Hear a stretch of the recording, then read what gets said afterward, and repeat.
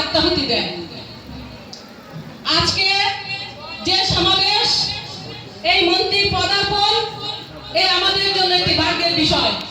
আমরা চিরকৃতজ্ঞ মন্ত্রী মহোদয় আপনার কাছে। আপনি এসেছেন, আমরা একটি গাছের ছায়া পেয়েছি।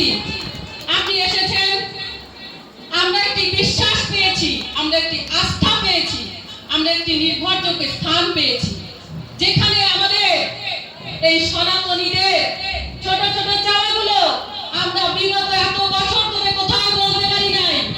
আমাদের মনের কষ্ট, মনের গভীর যন্ত্রণার ক্ষত হয়ে চলছে, কিন্তু আজকে ঠাকুরের অশেষ কৃপায় আপনারা সবাই রাজনৈতিক